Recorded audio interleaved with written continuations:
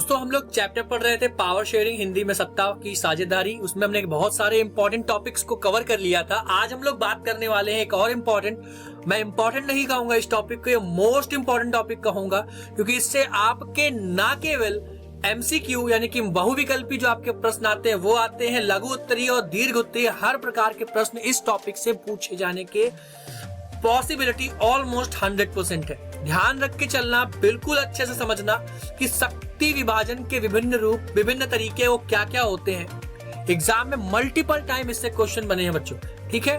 एक एक करके हम चीजों को डिस्कस करते चलेंगे। क्या लिखा हुआ है, शक्ति को विभाजन करने के अलग अलग तरीके होते हैं। पहला तरीका लिखा हुआ है हॉरिजॉन्टल पावर शेयरिंग, जिसको कह सकते हो विभिन्न सरकारों के बीच सत्ता का विभाजन।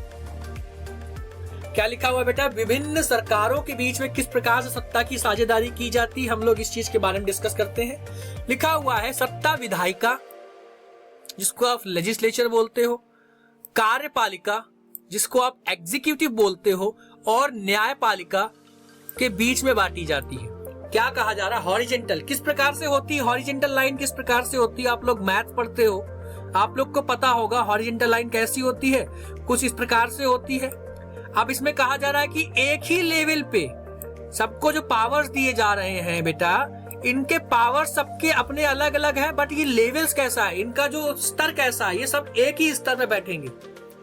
विधायिका का काम क्या होता है, इनका काम होता है विधायिका का कि जो भी नियम कायदे कानून बनते हैं, कोई भी रूल्स एंड रेगुलेशन, कोई भी लॉ बनता है, वो संसद में बनाया जाता है। कहां बनाया जाता है बेटा, संसद में बनाया जाता है। ये वर्ड याद रखना, सेम लेवल, ठीक है। सत्ता की साझेदारी इस वाले जो आपका तरीका होता है, हॉरिजॉन्टल पावर शेयरिंग होता है, इसमें सेम लेवल पे देखने को मिलता है। इसमें लेजिस्लेचर का काम क्या होता है बच्चों, इनका काम होता है पावर को यानी कि लॉस को बनाना। एग्जीक्यूटिव का काम क्या होता है, पावर्स को जो बनाया गया है विधायिका के द्वारा उसको लागू करना पूरे देश में अलग अलग जगह पे अलग अलग तरीके से। और तीसरे होते हैं जुडिशरी, उनका काम ये होता है कि अगर किसी को किसी प्रकार की चीजें से नुकसान हो रहा है, कोई लॉ से नुकसान हो रहा है, तो विधायिका का काम यही होता है, जुडिशरी का काम यानी कि न्यायपालिका का जो काम होता है बेटा, उसका काम क्या होता है कि ये चीज देखना कि किसी को नियम कायदे कानून से जो कि लेजिस्लेचर यानी कि विधायिका और कार्यपालिका के द्वारा किया गया है, कुछ नुकसान हो रहा है, किसी के नियम, किसी के अधिकार छीने जा रहे हैं, तो उस चीज को कंट्रोल, उस चीज को मैनेज करने की जिम्मेदारी किसकी होती है, जुडिशरी यानी कि न्यायपालिका की होती है। ध्यान रखना बच्चों, हॉरिजॉन्टल यानी कि एक ही लेवल पे आपका पावर शेयरिंग कैसे होती है, कार्यपालिका, विधायिका और न्यायपालिका के बीच में देखने को मिलती है। यहाँ पे चेक्स एंड बैलेंस देखने को मिलता है। इसमें क्या होता है कि कोई भी, मतलब कि ये एक दूसरे को चेक करते रहते हैं, मतलब ये जो तीनों लेवल सेम लेवल पे बैठे हुए लोग हैं, एक समान है और एक दूसरे को क्या करते रहते हैं, चेक करते रहते हैं, एक दूसरे की पावर को मैनेज एक बार देखते रहते हैं कि कोई भी ऑर्गन जो है वो गलत काम, कुछ भी ऐसा काम ना करे जिससे किसी भी व्यक्ति का, देश में रहने वाले किसी व्यक्ति का या लोकतंत्र को किसी प्रकार से भी खतरा उत्पन्न हो।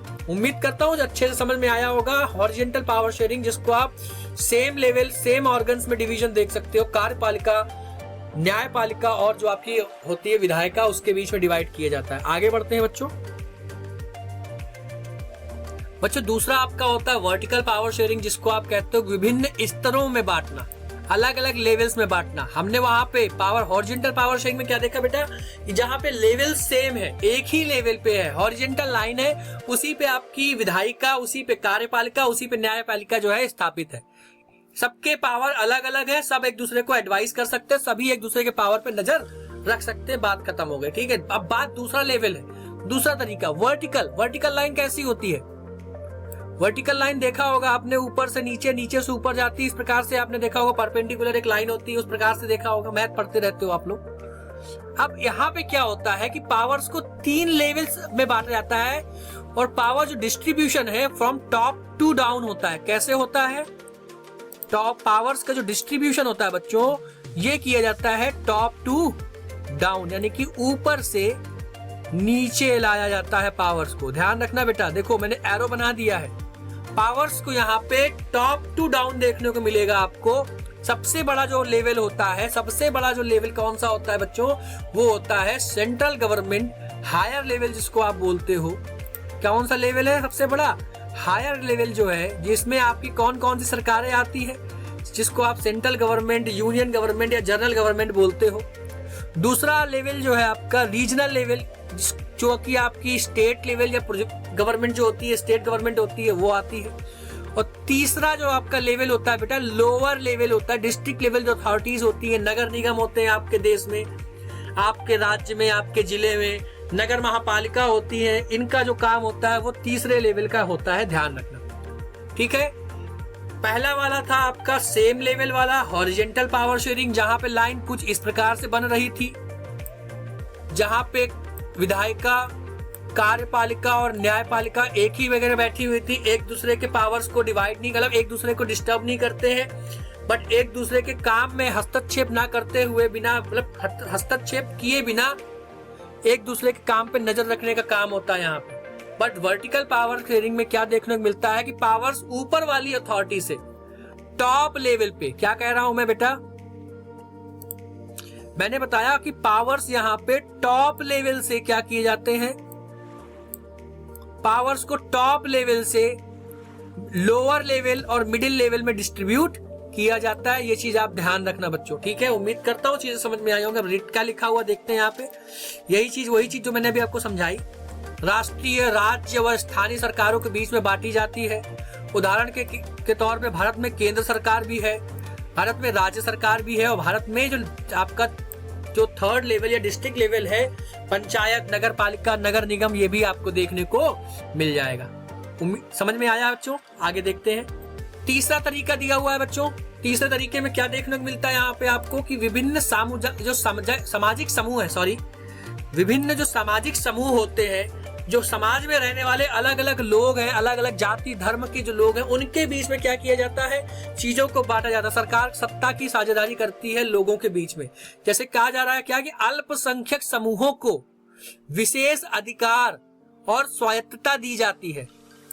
जो आपके देश में माइनॉरिटीज हैं, जो अल्पसंख्यक हैं, जैसे कि आपके देश में जैन हो गए, आपके पारसी हो गए, सिख हो गए, बौद्ध हो गए, ये सब लोग कौन है, ये आपके अल्पसंख्यक कंसीडर किए जाते हैं। तो इनको कुछ विशेष अधिकार दिए जाते हैं, इनको स्वायत्तता दी जाती ताकि ये अपना काम भी सही तरीके से कर सके।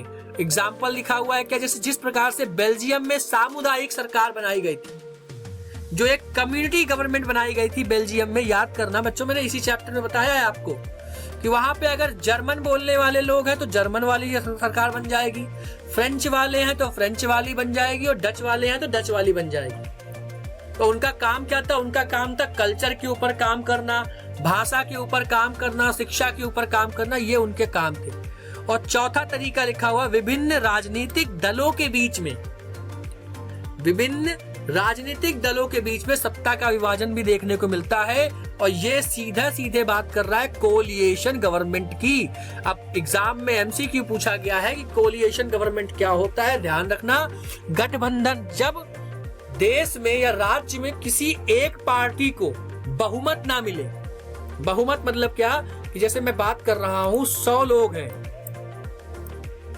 100 लोग टोटल हैं, और किसी व्यक्ति को, किसी भी पार्टी को सरकार बनाने के लिए कम से कम इतने लोग चाहिए, कितने, 51 चाहिए। और किसी भी पार्टी को अगर ये इतना नंबर नहीं मिला बेटा, तो वो सरकार नहीं बना पाएगी। तो इस 51 को छूने के लिए, इस 51 को टच करने के लिए पार्टीज क्या करती हैं, अलग अलग जो सेम विचारधारा वाली जो पॉलिटिकल पार्टीज है, उनके साथ मिलकर सरकार बनाती है। वही चीज यहाँ बताई जा रही बच्चों कि ऐसे में क्या होता है कि इस नंबर को प्राप्त करना है, तो कई पार्टियों क्या किया, गठबंधन किया, और गठबंधन करके क्या किया, एक सरकार बना लिया। वो क्या कहलाता है, वो कहलाता है कोलिएशन गवर्नमेंट। और भारत में आपके कई बार गठबंधन की सरकार बनी, और आज के मौजूदा हालात में जो केंद्रीय सरकार है आपकी, वो भी गठबंधन की ही सरकार है। ठीक है, किसी भी बड़ी पार्टी को मेजॉरिटी नहीं मिली। ठीक है, ध्यान रखना बच्चों। आगे बढ़ते हैं। अब ये आखिरी हेडिंग आपके इस चैप्टर की क्या लिखा हुआ है, बेल्जियम में जो शक्ति, जो आपका डिवाइडेशन हुआ, शक्ति का विभाजन हुआ, उसने देश को स्थिर बना दिया। मतलब स्थिर मतलब क्या, चीजें देश में ठीक हो गई। जबकि श्रीलंका में ये सब चीजें नहीं हुई, जिससे देश में क्या हुआ, शक्ति का विभाजन श्रीलंका में नहीं हुआ, देश में गृह युद्ध को जन्म दे दिया। तो कहा जा रहा है कि लोकतंत्र में जो सत्ता की साझेदारी है वो शांति, समानता और स्थिरता बनाए रखने में बहुत ज्यादा मदद करती है। अब आगे छोटा सा एक कोटेशन दिया गया है, क्या लिखा हुआ है, सत्ता की साझेदारी केवल लोकतांत्रिक व्यवस्था का सिद्धांत नहीं है, बल्कि एक सामाजिक एकता और समरसता का भी आधार होता है। ठीक है, ये चैप्टर आपका पावर शेयरिंग, जिसको आप सत्ता की साझेदारी है, आपके हिंदी वाले जो बच्चे हैं हमारे, उनके लिए ये चैप्टर आपका आज कंप्लीट हो गया। इस चैप्टर में जो भी इंपॉर्टेंट टॉप जो आपके पॉइंट है, आप ध्यान रखना, केस स्टडी आपको याद रखनी है बहुत अच्छे तरीके से। श्रीलंका में क्या हुआ, कौन भाषा कितने बोलने वाले लोग थे, बेल्जियम में क्या हुआ, क्यों जरूरी होता है पावर को शेयरिंग, यानी सत्ता के साझेदारी के अलग अलग तरीके कौन कौन से होते हैं। हर एक तरीका बेटा, हर एक बात आपको बहुत अच्छे से पता होनी चाहिए। एग्जाम में मल्टीपल टाइम पूछा गया है। पढ़ते रहिएगा। नोट्स मैं अपलोड कर देता हूं, अभी अपडेट कर देता हूं टेलीग्राम चैनल पे, तो टेलीग्राम चैनल ज्वाइन कर लीजिए, वहां से डाउनलोड कर लीजिए और इस चैप्टर को पढ़ने के बाद प्रैक्टिस भी करते रहिए। मिलते हैं अपने नेक्स्ट चैप्टर में बच्चों। Thank you so much.